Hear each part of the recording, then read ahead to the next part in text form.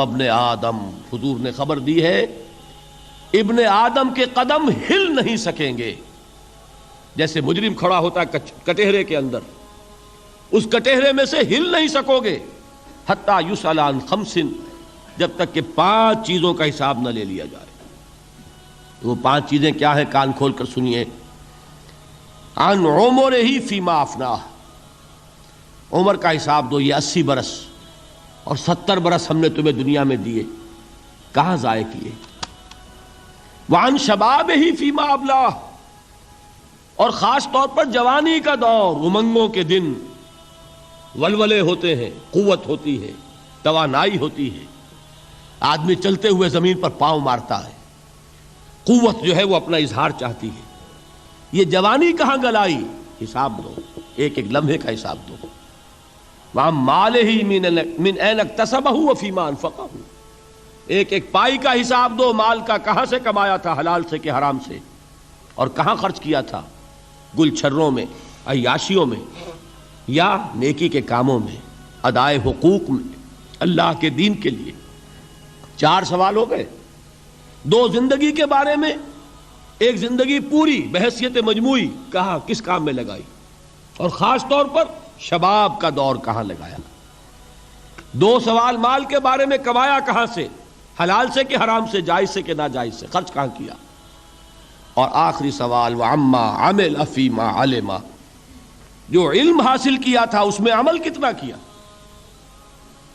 علم کے انبار لگاتے چلے گئے اور عمل کے آغاز کی بھی نوبت نہ آئی. یہ علم جو ہے یہ اس روز سب سے بڑا وبال بن جائے گا انسان. اتنا علم اور عمل کچھ نہیں، بجائے کہ کریڈٹ کا ذریعہ بنے یہ الٹا ڈیبٹ کا کھاتا بن جائے گا. یہ جواب دہی کا احساس ہے کہ جس کی وجہ سے انسان کی ٹریجڈی جو ہے وہ دوہری ہے. کوئی حیوان اتنے بوجھ تلے نہیں، مشقت کی، محنت کی، اس زندگی میں ختم ہوئے، اس کے بعد کوئی محاسبہ نہیں. اس کو بھی غالب نے خوب کہا ہے کہ اب تو گھبرا کے یہ کہتے ہیں کہ مر جائیں گے، اور مر کے بھی چین نہ پایا تو کدھر جائیں گے. یہ ہے وہ ہیومن ٹریجڈی. اب میں آپ کو توجہ دلانا چاہتا ہوں. ایک تو گوتم بدھ کا فلسفہ، اس کے فلسفے کا مین تھیم یہ ہے سروم دکھم، آل از پین، آل از سفرنگ. اور اس نے جو بھی اپنی محنت کی یہ تو اللہ ہی بہتر جانتا ہے کہ اسے بعد میں ملا کیا اور کیا نہیں ملا. ایک بات آپ سے عرض کر دوں گوتم بدھ کے بارے میں.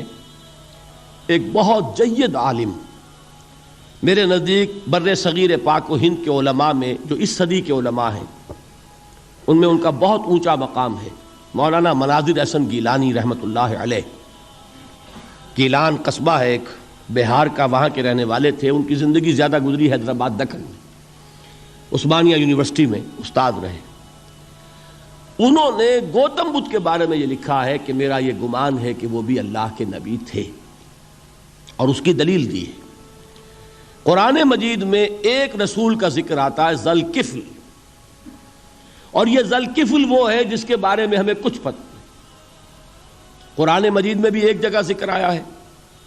نمبر 2 یہ کہ کسی حدیث میں اس کی کوئی ہمیں وضاحت نہیں ملتی، نہ حضور سے پوچھا گیا نہ حضور نے اس کی وضاحت فرمائی. اب یہ ذل کفل ہے کون؟ تورات میں جو نبیوں کے نام آتے ہیں ان میں سے کسی نبی کا نام ذل کفل کے آس پاس نہیں بنتا کہ یہ سمجھا جائے کہ یہ اس نام کی بگڑی ہوئی یا بدلی ہوئی شکل بن گئی ہے. تو انہوں نے جو کہا ہے وہ بات وزنی معلوم ہوتی ہے اس اعتبار سے کہ کپل وستو، کپل پے جو ہے وہ عربی میں ہے نہیں، وہ فے بنتی ہے. تو ذل کفل کے معنی کفل والا، اور یہ کفل جو ہے کپل، کپل والا، جس کو ہم کہتے ہیں کپل وستو کا شہزادہ. تو انہوں نے یہ کہا ہے کہ گوتم بدھ کے بارے میں یہ خیال، یہ میں عرض کر دوں کہ اس کو ہم یقین سے نہیں کہہ سکتے، یہ ان کا گمان ہے، خیال ہے، واللہ عالم کہیں گے ہم، لیکن امکان ضرور موجود ہے. قرآن کہتا ہے وَلِكُلِّ قَوْمٍ ہاد، ہم نے ہر قوم میں ہادی بھیجے.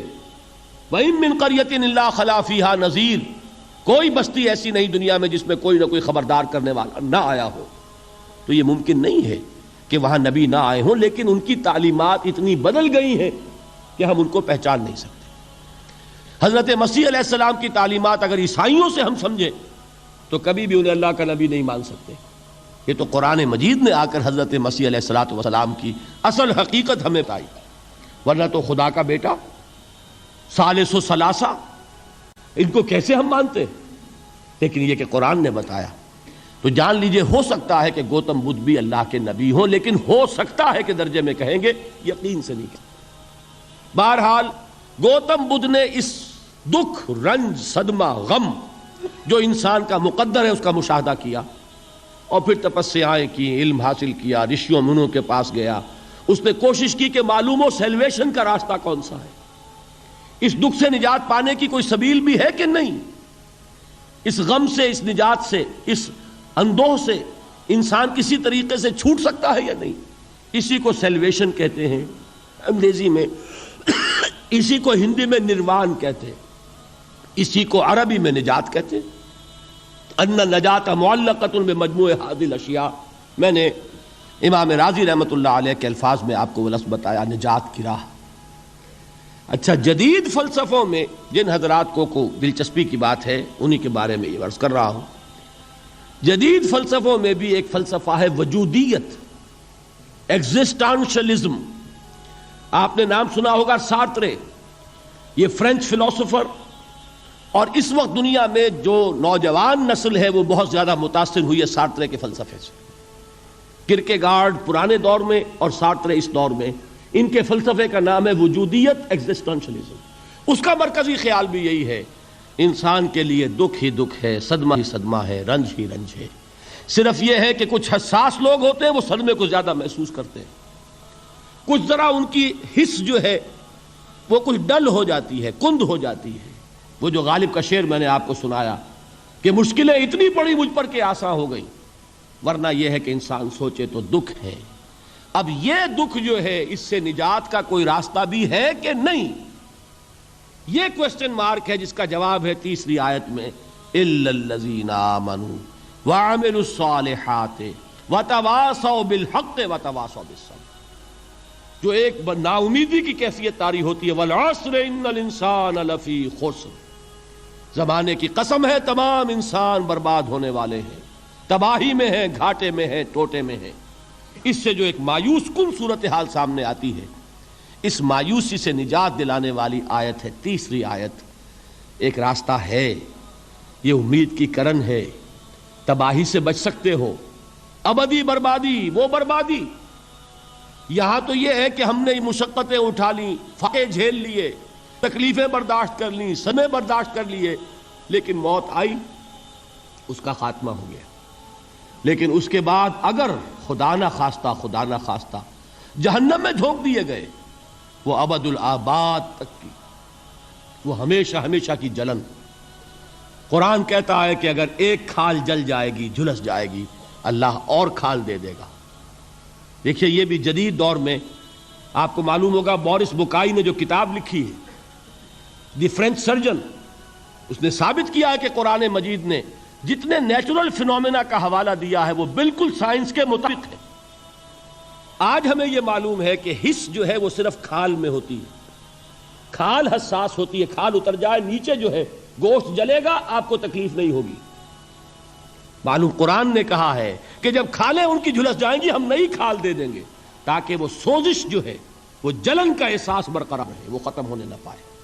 حالانکہ اس کی ضرورت نہیں ہے، اگر اندر کا گوشت بھی حس والا ہوتا تو پھر کھال دوبارہ عطا کرنے کی ضرورت نہیں ہے، گوشت جلے گا، اس سے بھی جلن کا اور سوزش کا احساس ہو جائے گا۔